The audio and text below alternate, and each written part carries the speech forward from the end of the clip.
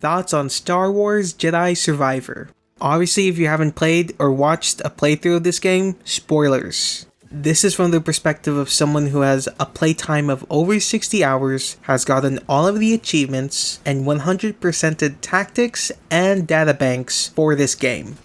To address the elephant in the room, its launch. It was bad. I think enough people have said it, so I'll talk about my own experience later in the video. So first off, the lightsaber combat. While I think it's definitely better than its predecessor, I don't think it's so much better where there is a gigantic leap of improvement and there would exist a massive gap between the two games. The introduction of lightsaber stances is probably more of a necessity than a highlighted feature of the game. As while some may want all the stances available at all times, the game might be too easy if you could switch between single-bladed, cross-guarded, double-bladed, dual-wielding, blaster saber-wielding mid-combat. As I see it, making Jedi Survivor easier than Fallen Order wouldn't be a positive, but you could argue it's not a negative either. Personally, I think it's a negative for the successor, considering the predecessor drew a lot of attention for being a game that would be more difficult to complete than other Star Wars games before it. Going back to the combat, lightsaber combos were definitely more satisfying to utilize, and the finisher animations, as I like to call them, were just as good to see. The combos got the oomph I wanted from the previous game. My only critique in this particular section would be the blaster stance. Personally, when I use the stance, using the blaster just felt very finicky at times. I just really didn't like it. Second off, force powers. Definitely more creative uses and an introduction to new force abilities that don't necessarily make Cal stronger, with the exception of one ability, was good. Force stasis becoming a special ability that requires to be charged up was, I thought, an excellent change, as upgrading the ability to the maximum and being able to use it as easily as a force push in Fallen Order made the game way too easy. Thus, I rarely ever used it. Making force stasis into this charged up ability makes players use it strategically or as a last resort. Now, Force Dash, love it, along with Merrin's charm that gives Cal the ability to dash through green shielded walls. Being able to lift or slam opponents using the Force, certainly creative. As for the Force abilities we had in the previous game, they were relatively the same with the exception that once your ability was upgraded to the fullest. Force pulling certain targets and making your enemy shoot their allies is certainly traumatic for the enemy, but honestly, I rarely use this ability at all. Force push is the same, so nothing to say there. I do like that they relabeled the Force repulse to radial push. That way there isn't an expectation that it has to live to other showings of the Force repulse. The Jedi Mind Trick and Beast Control were lovely abilities we gained. I use that mostly on the fauna. So, the Enraged Force Stasis. I like it, makes sense story-wise, but I don't know whether or not you would label this to things such as Force Fury or Force Valor, so I don't know if this Enraged Force Stasis would give the same enhancements, even though they seem to be similar. So I'll let it slide that hopefully, no making Cal OP in the lore, I don't like that. Overall, I like the force powers, especially the lightsaber throw. Use that constantly. Third off, parkour. With the introduction of the Force Dash, Merrin's charm, climbing on ceilings, and the extension cable, it is very fun to traverse the worlds. The majority of the time, that's how I travel. Onto the worlds.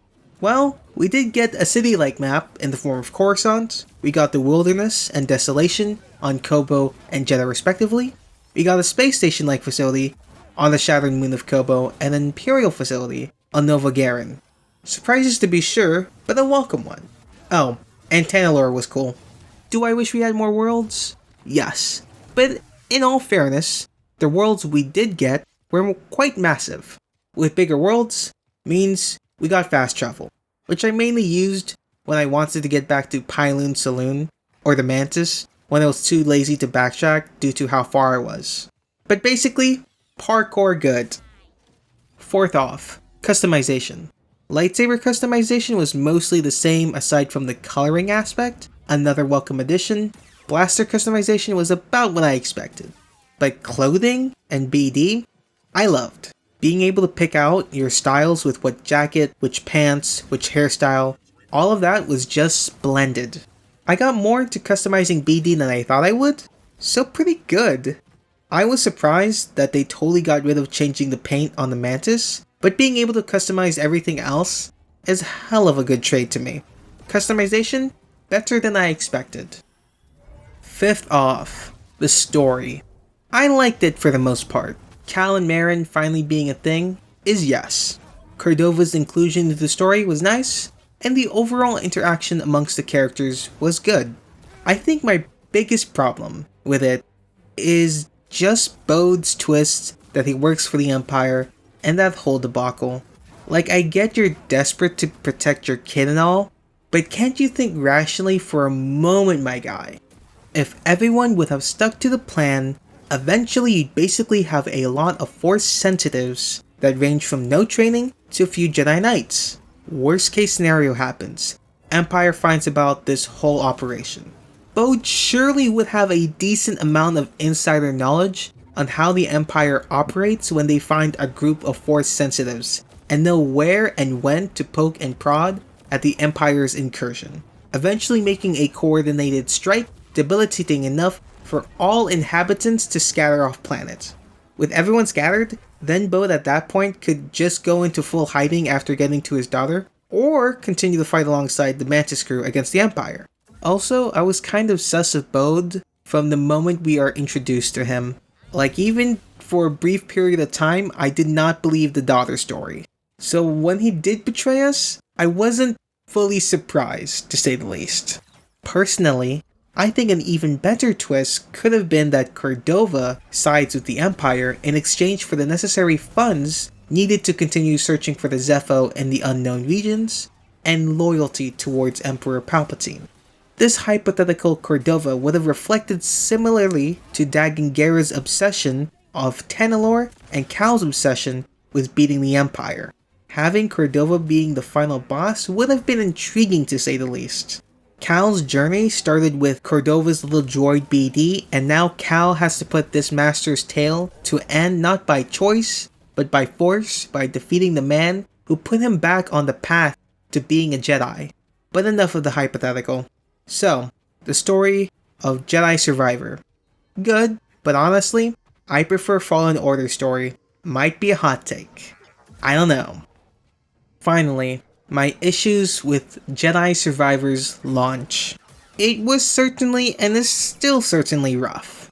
I'm fairly certain that if I kept all my graphic settings on Epic, the number of crashes would be in the double digits, if not, maybe even triple digits if I played 100 hours.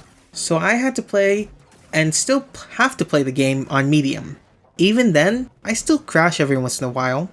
Also, for the majority of the game, for me, there was an area near the Rambler's outpost where my game would consistently crash, and I just had to avoid that area at all times. Eventually, I had to go to this area, and would have crashed if I hadn't put my graphic settings to low and hugged the walls furthest away from the game crashing area. I still nearly crashed. Also, sometimes I just crash randomly as I am in the fast travel loading screen. It doesn't even give me the option to report it. I just have to open Task Manager and stop the game that way. Also, this is a $70 game, so yeah. Basically, launch was rough. Have some last notes that don't fit anywhere in particular. Nitpicks include BX droids hitboxes be whack.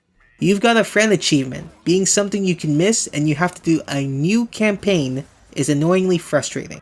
Point blank ability is finicky. Getting the Priorite shard in the barn is a bit of a hassle.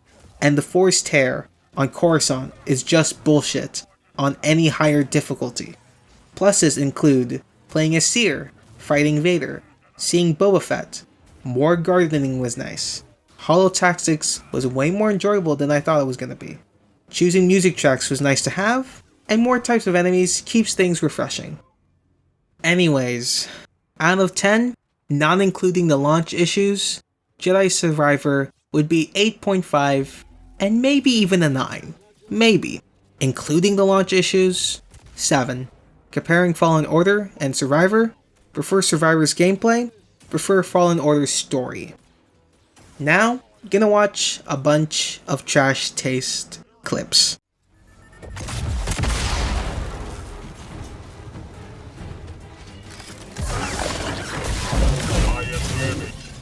Try this!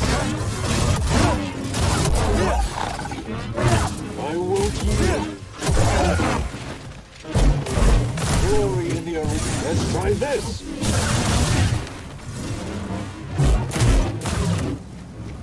Buddy, help! You'll feel it!